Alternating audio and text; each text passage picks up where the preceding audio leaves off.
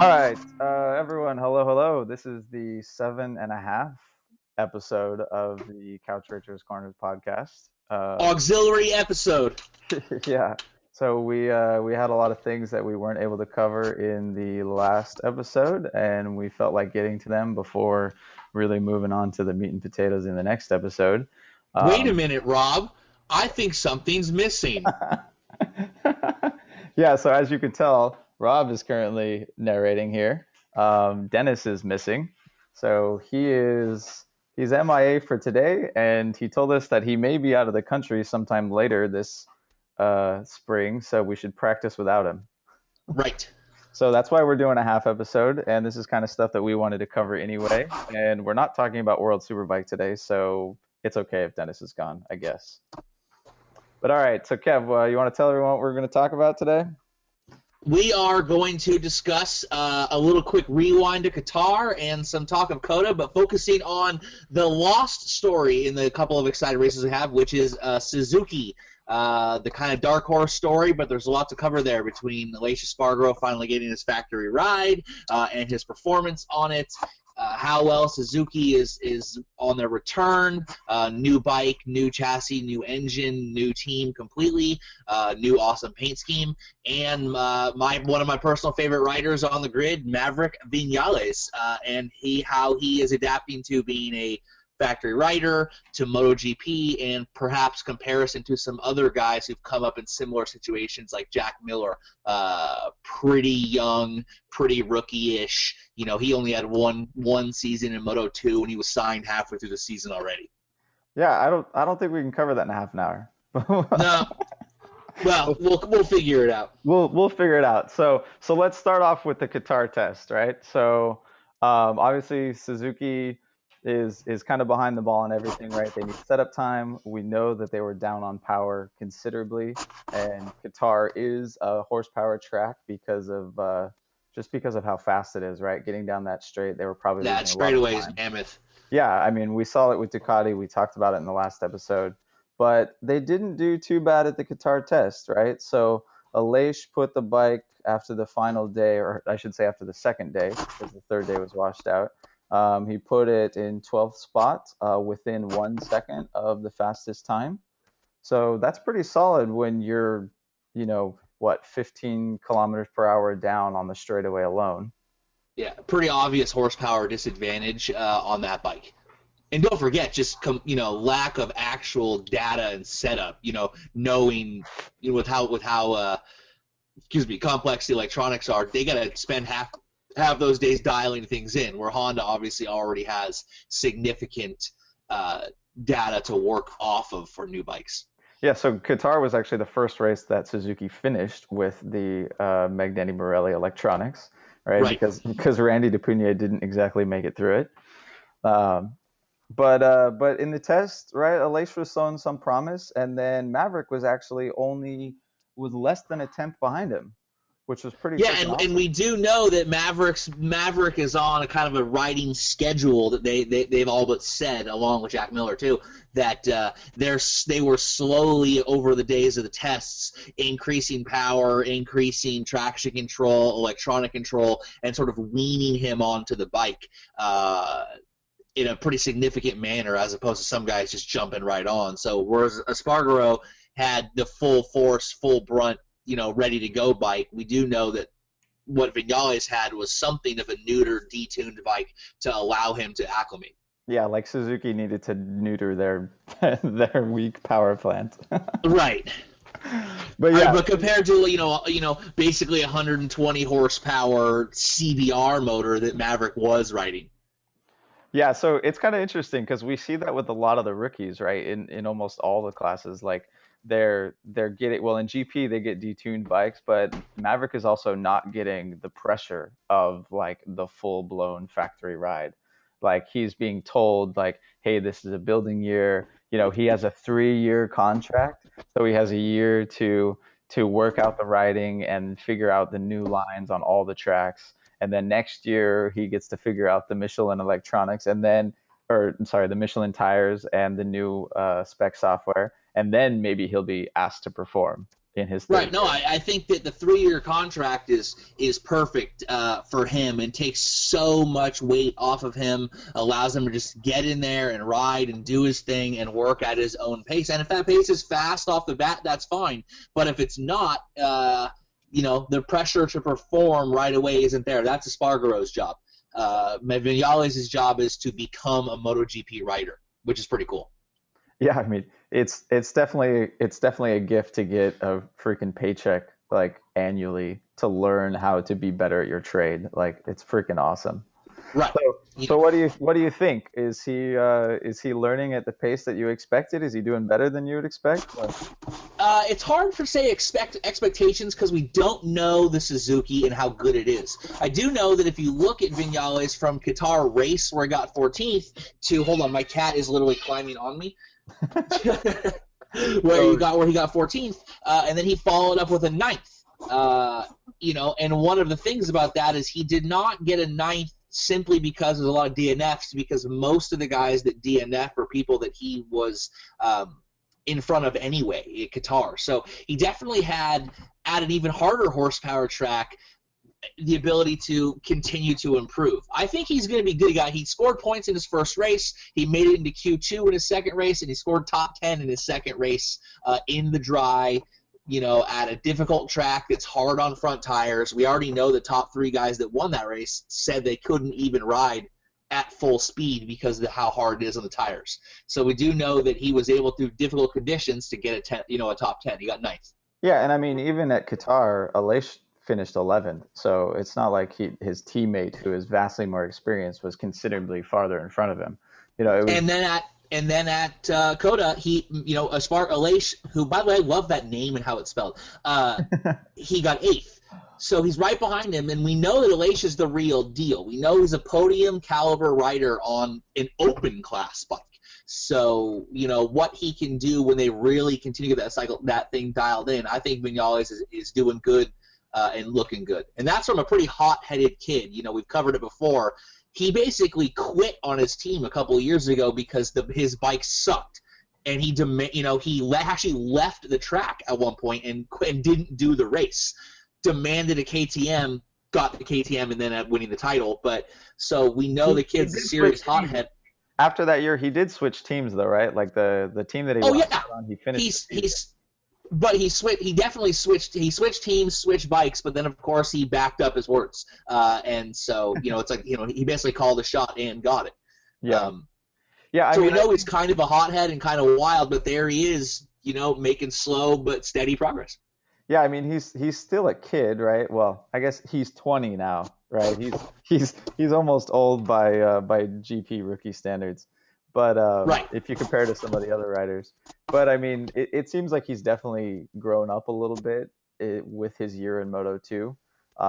Like, that definitely helped him out. He learned the class very quickly. He won very early in the year. And he managed, second race. Yeah, exactly. And he managed to compete with the vastly more experienced riders at quite a few tracks. And he actually broke the record for most points scored by a rookie in Moto2's short history, beating Marquez's rookie year. Oh, really? Nice. Yeah, he won 4 races. So it's not like it was just consistency, because Marquez did have a number of crashes initially. He ended up, he won 4 races last year. Yeah, that's right. He got 3rd in the championship with 274 points, which is a huge haul. I mean, of course, Tito, being his consistency took that handily, but that's a good number of points for a rookie. Right. That's nice. I think that Tito is very glad that Maverick got pulled up, because I think Maverick would have annihilated this season this year in Moto2. Yeah, especially after the start that Tito's had. Right. Yeah, that didn't. But I think Espargaro is worth talking about for a minute too, in terms of what he's doing over there at Suzuki, because he's kind of their benchmark. What Suzuki's done based on Espargaro, where he's at, because you kind of have a better idea of how good Espargaro is, which is really fucking good. And I think it's the same thing. It's a bike that handles really well, that just needs more motor, which has been kind of his whole, his last couple of years in MotoGP. Yeah, so funny enough, so we've now been to 2 horsepower tracks, and we know that the Suzuki is down on power, but will make it through the twisty bits, right? And Qatar has a lot of fast flowing corners, and then COTA has the S section, which is gnarly. I mean, the riders just need to carry so much pace through there. It's like they never actually get on the gas between any of them, and they're just trying to Right. dive into the next corner. But so both races, Espargaro finished 19 seconds back, both of them. So there's the Suzuki pace. Like he's been consistent.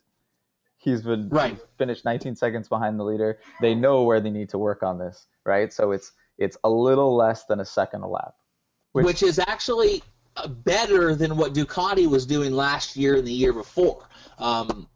In terms of distance from the front runners. It's tighter field. It's a much more talented and filled field this year than even last year. With the advent of more open bikes that are actually prototypes. And I think where Suzuki's at, their aim was kind of where Ducati was last year. And I think they're actually probably maybe slightly ahead of schedule. yeah, actually that's a good point. 19 seconds back from the winner at COTA last year was the podium. Right. That's nuts. I mean, I just had to look that up. But Dovi last year was 21 seconds back, and Suzuki is already better than that. Right, and if you look at where Dovi was, how far back he was this year, he was only 2 seconds back, but that only got him second. Yeah. So that the field is a lot tighter this year. It's a much more competitive field than it has been in the last couple of years. Yeah, I mean, the COTA's slightly odd because Bridgestone definitely threw a spanner in that one. They brought harder front tires, so like less people tore the front tire this year. Everyone tore it a little bit, but people didn't have the catastrophic failures this year that they did last year. Right. So that probably affected the results a little bit and kind of closed up the field. But yeah, like the top 10 is now a difficult ask for anyone. This year a top 10, it's funny, a number of years ago it was like if you finished the race you got points. But getting points this year is back to how it was in kind of the height of the early 2000s. It actually means something. There's a shitload of bikes on the grid, and there's a shitload of hungry riders that finally got off CRT bikes and got into prototypes. Daniele Petrucci, Hector Barbera, those guys, and they are really hungry to get points and to get top 10 finishes. Yeah, it's actually pretty awesome how Barbara and Petrucci, like all the satellite and the open ducks, are considerably more competitive this year. And I find that a little odd too that Yanni and Petrucci are competitive because the bike is, I mean, they have varying levels. It's like the 14.1 for Petrucci, and then Yanni's on the 14.3, and then Hector's on the 14.2, but with open electronics. And But with a factory technician. Yeah, at Avintia. Exactly. So, he's got a. You know what I mean? That's an interesting concept there too. That Avintia went from kind of crappy Kawasaki CRTs to getting the Ducati and having a factory technician come and be their data guy. Yeah, I mean they were pushing the limits too of the CRT development because they were the only private team. I think they were the only private team that actually got pneumatic valves on their CRT motor. Right. Without any factory help. Like Kawasaki did not help them out with that. Did not help them out at all. I mean, Petrucci got a solid top 10 on this year. Yeah. Or at COTA. So. Yeah, I mean, a lot of people have been talking about his potential, and we hadn't really seen it. Like there was flashes of what Petrucci could do, but I feel like he was on just like the machinery he was on was just uncompetitive enough that he would have to push too hard to finish the race well. So there'd be some mistake. And I mean, we still see that from Yanni too, right? Like he did good at COTA, he got 10th, but he crashed in the final he got 10th at Qatar, but Yanni crashed in the final corner at COTA. But what you're seeing there is that the satellite team has now equaled Yamaha's satellite team. And Pol Espargaro got 9th. That's, Petrucci is right there in the same spot, and so has Hernandez been. You're kind of starting to find that, and Bradley Smith got 8th at Qatar. So you're kind of finding that not only is Ducati getting better, which we'll save for a separate episode specific, but their satellite bikes and even their kind of like third tier satellite bikes are much, much better. Yeah, the third tier is hands down considerably better than all the open bikes. I mean, Yanni and Petrucci at Qatar, they were a little far back from the Tech 3 boys, but I mean, I wonder, do you think that Ducati is giving Pramac more support than Yamaha is giving Tech 3? You've always heard that Yamaha. There's two ways to look at that because you've always heard that Yamaha is very close. Partly because with the lack of the title sponsor like Repsol, there's not as much politicking for the satellite bikes being better. You don't have the kind of like Repsol pulling strings saying we want our Spanish guy and we want our Spanish guys to be the best. Yeah. But at the same time, you do remember it was announced a couple years ago that when Ducati realized they needed massive restructuring and reshipping, that it was, remember, they were going to stop referring it to as the satellite team and they were calling it the junior team, and how it was basically an extension of the factory team just run through Pramac's colors and squad. Yeah, because Iannone was there. Like it came out that he was actually on more advanced versions of the bike than Cal was. Because Cal's just on that one. Yeah, Cal was probably pretty pissed when he found out like Pramac's bike, was better than his, and that he'd been on a factory bike basically the whole year.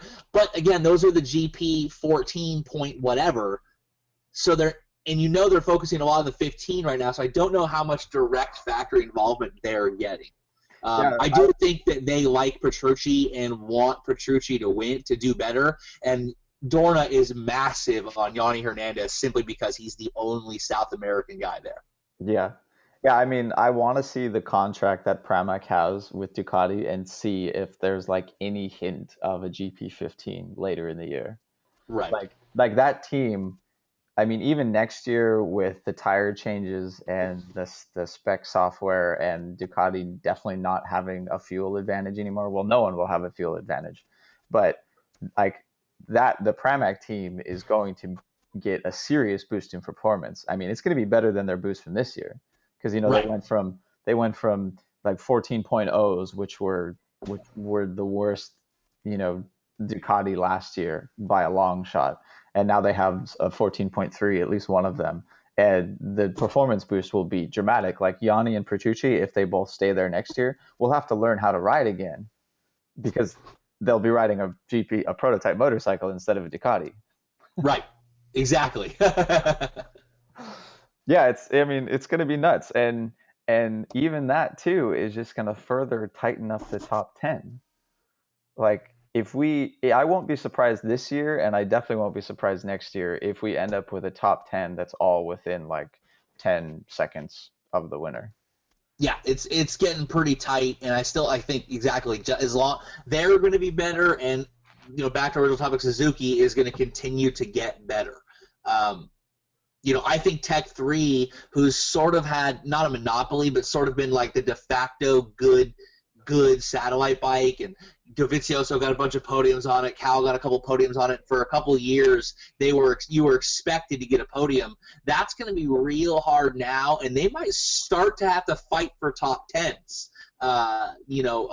Against Suzuki, against the Ducatis, which are clearly massively better now. So where you kind of expected a Tech 3 rider to get a podium, now you're going to be surprised if it happens.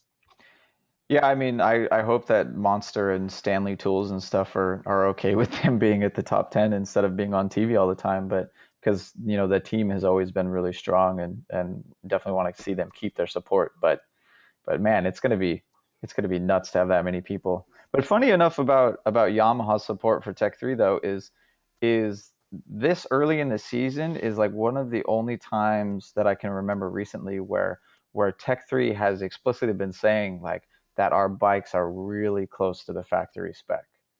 Right. Like Bradley, like that was one of the things that a lot of the articles covered with Bradley's performance at COTA was that he grew up after last year and he's got nothing to, he's not complaining anymore. And he has literally nothing to complain about because, the bike is really close to factory spec. So he feels like he has the machinery to run a few tenths off of Jorge and Rossi. And I mean, we saw that at the start of COTA, like he was just on the wheel the whole time until. Yeah, it took a long time for drop off, and again, a lot of that might have had to do with the tire situation that was happening because of the Yamaha style that's required to ride it. But he was in there at COTA hanging on, not getting shaken off. It took Lorenzo a long time to finally get around him. Yeah, he finished 10 seconds back, and to be honest, I can't really remember a race where he'd been legitimately that close, like for a large portion, and then not have fallen way back as well. Right. Like, even when he podiumed last year in Australia, he was actually more than 10 seconds back. Yeah, he was 12 seconds back, and that was in that kind of a weird weather race where it cooled down 10 degrees in 5 minutes. Yeah, and he was battling with Aleix and Pole, and that podium was essentially, I mean, I don't like to use the term, but it was kind of a gift, because of all the people that crashed. Like, I lost $20 on that one. I've said that too many times because Pole didn't take it. There was 9 crashers and not 9 DNFs in that race, by the way, if anyone wonders. Yeah, it was nuts. But yeah, I mean, and bringing up the tires too, Bradley has explicitly said that he forgot to switch to his make the tires last traction control setting. So right. He actually, because I guess they, and this is something that I just learned, they run a more aggressive traction control setting at the beginning of the race because the fresh tire can take it. And then at least for Tech 3, they taper it back down toward the middle of the race to make the tire last and not overheat the tires. But Bradley forgot to switch, so he started overheating the slightly used tire and actually lost grip. So that's kind of where he started to fall back a little bit when the tire was getting stressed too much. And then I actually don't remember if he said that he finally switched it off towards the end or made it back to the other traction control setting. But by that time, he wasn't anywhere close to Jorge or Iannone. No. Yeah, it's cool to see him. Like the top 10 is certainly ridiculously tight, and if Suzuki can find 10 more horsepower like a few times this year, I think they probably need more than 10. They probably need at least 20 or 30.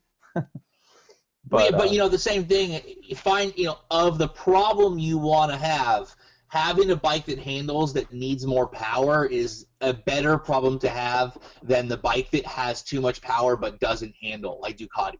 Yeah. I don't think they're going to run into this. I don't know if Suzuki will ever get to the level Ducati is at right now and wants to get back to, a front runner, but the fact that they need, bench testing is a lot less expensive than handle testing at tracks and traveling and all that. Needing to get more reliable horsepower of an engine is a much easier problem to deal with relatively. Oh yeah, and there's no limit on it at the moment. Right. Like they don't need Bridgestone tires to do it. They can sit in the dyno room. The rules will allow them to do unlimited engine development until next year, assuming they podium this year. If they don't podium ever this year, they'll be able to continue next year. So yeah, I mean, compared to fixing a chassis problem, it's amazingly easier. It's ridiculous. Yeah, and with a rider like Aleix, who's kind of made a career resurgence on riding a bike that doesn't have power but handles, you could definitely see kind of parallels with what Yamaha's had a couple times over the past decade or so, which is a bike that handles on a dime and just needs a little more power. I don't even know if they're running the seamless clutch or not, or if it has the downshift capabilities that Yamaha finally got. But there's things that they know they need to do to get more straight end speed, better corner entry, and exit that doesn't require excessive testing. Yeah. Yeah, and I mean, I kind of wonder if they committed a little bit to that because they got rid of Randy DePugny on the test team, right? So he was the one doing all of the testing last year, and he was kind of their development guy. And now they have their I'm sure they have their Japanese test rider like they always keep around. But it seems like they've committed to not needing to do a lot of testing throughout the year. I hope this is not a sign of their lack of commitment to GP like normal. Right, yeah, they're kind of lackadaisical entries. Yeah, no, we'll just assume that it's because they're doing all the work in the dyno room. Right. But oh yeah, so hopefully a lot of good things to come from Suzuki. eventually we'll make it to a non-horsepower track, and maybe Aleix will have a pretty good shot at a top 5. Yeah, let's before we wrap up the little auxiliary episode. Where do you think? Give me 2 tracks you think that he's got a shot at a top 5, or maybe even possibly a podium if things go well. Ooh. Okay, so a track that requires good handling but not too much power. Well, like, what about Assen? Don't freeze up on me. Okay, there you go. What about Assen? Because Assen, it's a very fast track, but it's all about carrying pace. Exactly. It's all about having the flow and not letting it go. So once you get up to speed, you just need to maintain that. Yeah, I'm gonna go with Assen. Um, I think that's probably my number one pick for very close to the podium.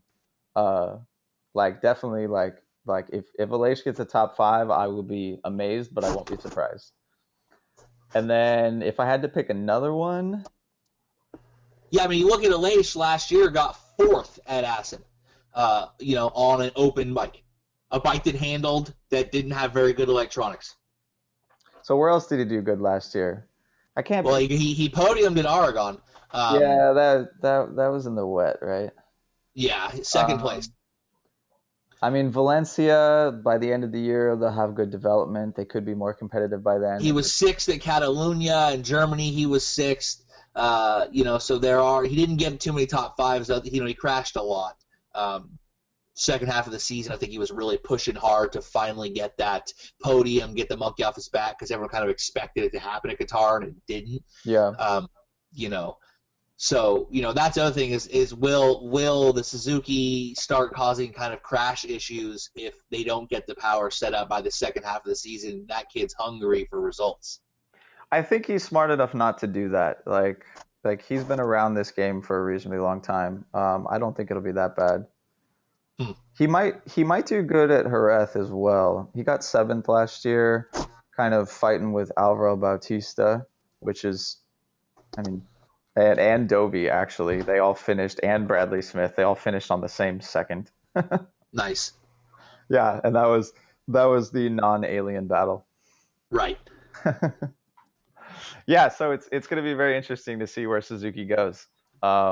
I hope that they can commit to these 3 years that we're hoping for at the very least, and make some steady improvements. It'd be nice next year if they do well enough this year that they're not that they don't have any concessions. Or wait, actually, do they keep them no matter what until they podium next year, unless they get like Well, the main difference, I don't have the rules in front of me, is now there's kind of a points system for the concessions that that you get points for certain results. They add up over time, so it's not quite as arbitrary as it is right now, which is like, if you get 2/3 or 3/3 or a win, whatever, blah blah blah. It actually adds up, and you can lose those points if you don't perform over a certain amount of time. So 2016 will be interesting to see how they perform if they start losing those concessions or not. Yeah, I think the one thing that I'm not clear on though is if like Ducati's definitely not going to have the concessions next year because they already podiumed and they already removed everything but the soft tire. So I'm assuming that they're not going to have the soft tire next year.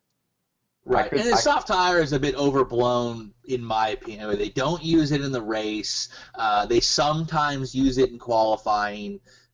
Yeah. It's not this like silver bullet that all of a sudden everyone seems to think it is, and I don't think it's really useful for Suzuki either. I mean, Ducati might even benefit better from having access to the harder tire in a race, but we'll see. Yeah, all the prototypes, actually everyone last year at Argentina used the hard rear tire. Right. So it was very likely a disadvantage for Ducati to be on the medium instead of the hard with everyone else. Or I'm sorry, not everyone didn't use the hard rear tire, but a lot of people used the hard rear tire last year. Right, and without having access to it, that's its own issue. Yeah, exactly. But I'm just curious if Suzuki, say they get one podium this year, right? Say Aleix does amazing at Assen, if Suzuki will start off the year without any concessions because of the podium this year. Maybe they have to win a race to lose all of them for next year. But yeah, I'm pretty sure you have to actually win a dry race to lose them all. But they said that the rule actually changed for the concessions for 2016. I haven't gone over and read it because, like, you're the rule nerd. Yeah, but I mean, it changes starting next year, right? Like, right. The starting point for next year is what I'm unclear on. But we'll figure it out. And I'm sure we will be covering the concessions and Ducati in the next episode. That will be a very large talking point, I'm sure. The Ducati special. Yeah. Assume we'll go with episode 8 as the Ducati special. Right. But all right, Kevin, you good? I think I'm good. I think Dennis wasn't here, so everything went much smoother and better, and he doesn't need to come back. No, just kidding. Look forward to come back, Dennis. We got to talk about World Superbike sometime. Yeah, at some point we got to talk about how his boy is not doing so well in World Superbike. And I mean, we can talk about Moto America next weekend too. So we actually get to watch. Are you going to watch the race? What race? The Moto America race at COTA. What's that?